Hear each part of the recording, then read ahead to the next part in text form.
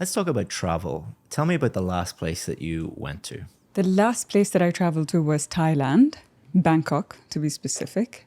Big city, but also has places that are close by that you can travel to that are not cities. It's more countryside or nature, like Krabi. One of my favorite countries in the world. It has the best food, the best people, quite multicultural, and just fun experiences. It has something for everyone, whether you're a man, woman, old, young. You can find something to do in a city like Bangkok or in a country like Thailand. So, would you prefer a city break or a beach holiday? Definitely a beach holiday because I grew up in a city, and although it has its perks, I feel like sometimes it can be too much. So when I like to get away, it's definitely to something that's more nature, and hence a beach holiday. Sun, sand, the ocean, peace, quiet, the slow life is definitely something that I like to get away to. Is there anywhere you haven't been yet that you would love to go to? Several places. Istanbul, Turkey, is at the top of that list. I haven't been to the Philippines. I'd really like to go to the Philippines. Very many places that I haven't been to. I'm a huge fan of different cultures. So any chance that I get, I'm excited to get out of my hometown and go visit other places. Now, let's talk about the future. In 10 years' time, what job would you like to have? I would like to have my own business. I'm a closeted entrepreneur. So, and it's always been my dream to be able to have a business of my own. Hopefully in the home design, buying and selling space. I have a passion for interior design on a separate note. But yes, a businesswoman is definitely something that I hope I'm able to be in the next 10 years. And will English be useful in your future career? Yes. Where I come from, English is a very commonly spoken language. And the places that I see myself living in, English is the official language. So English would not only be useful, it would be necessary for me specifically. So, yes. And in your future career, would you like to travel a lot or would you like to be in one location? I think when I have children, I will slow down the traveling a little bit just to have some structure and a feeling of groundedness in their lives, especially when they're younger. But up until then, in the near future, because I don't have any children at the moment, I would love to travel as much as possible. So a bit of both, I would say. How do you think your life will change over the coming 5 to 10 years? I don't know about how it would change, but I know how I want it to change. I would like to get married. I would like to start a small family. And by small, I mean have 3 daughters. That's big to some people. I would like to start a business of my own. And I would like to retire my parents and see them take care of their health and grow older in a safe place.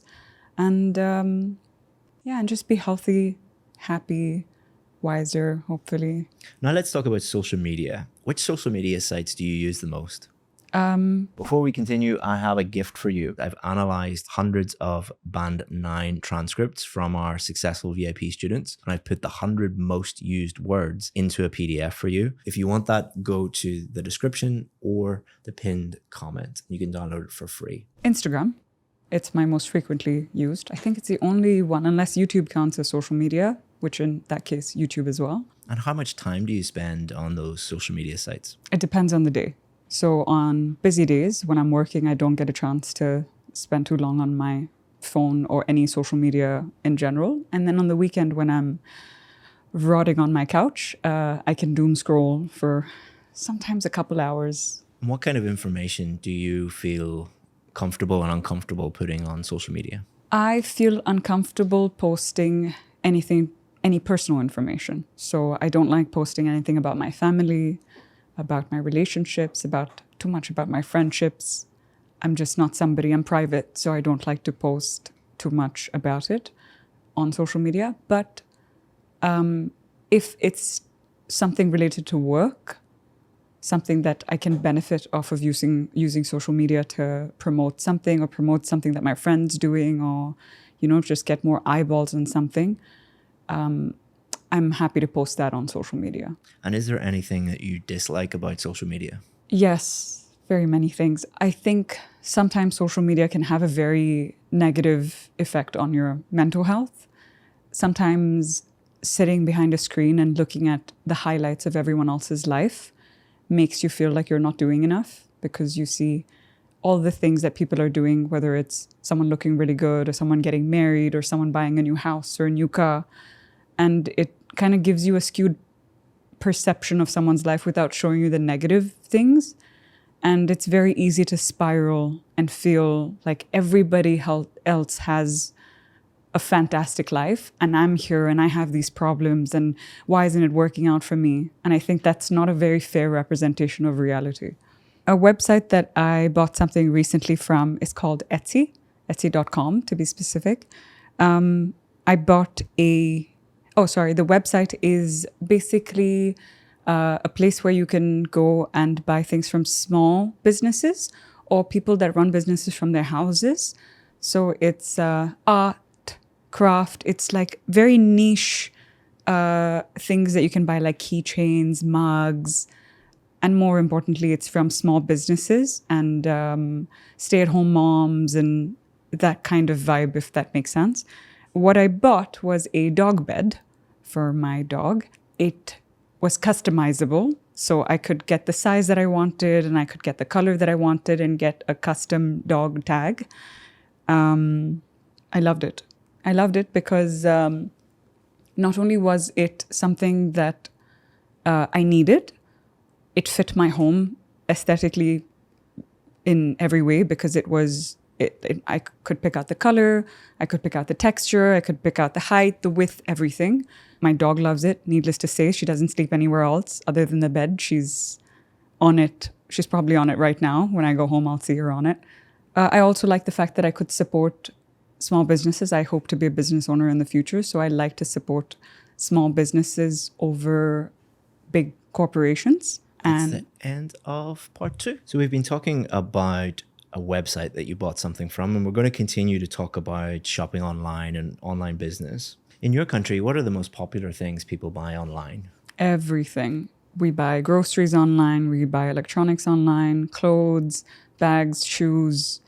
Amazon is probably the most famous website that you can buy things on.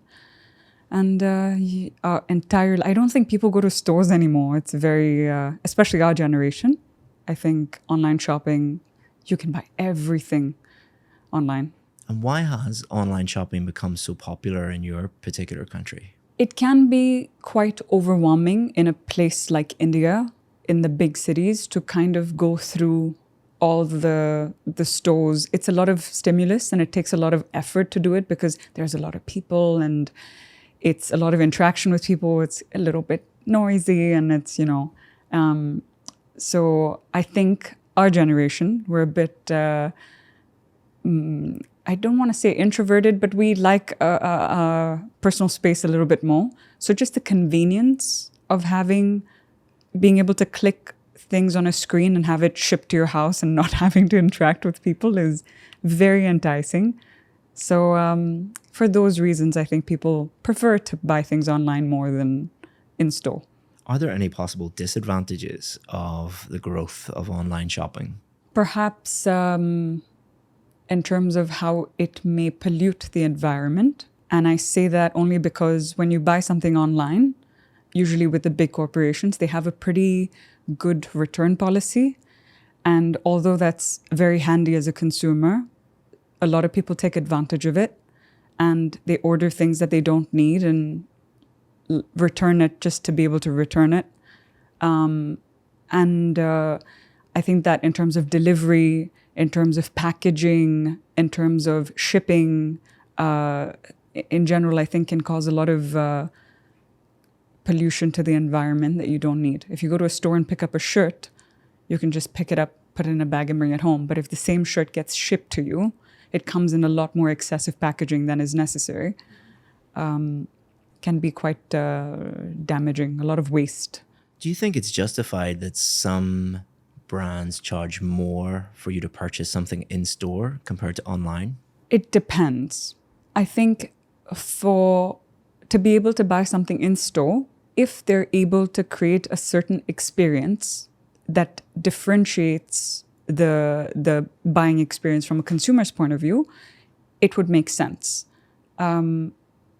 But I imagine if you're going to get the same product online and in store, although I understand it from the business's perspective that that's a brick and mortar store has a lot more overheads that they have to worry about, thinking about it from a consumer's point of view, if you can buy the same product online and in store, and there's no difference in the experience, as a matter of fact, it's perhaps a bit more of an inconvenience to go to a store, I don't see why it should cost more. And do you think that in the future, shopping malls will continue to be popular, or will they be less popular because of online shopping?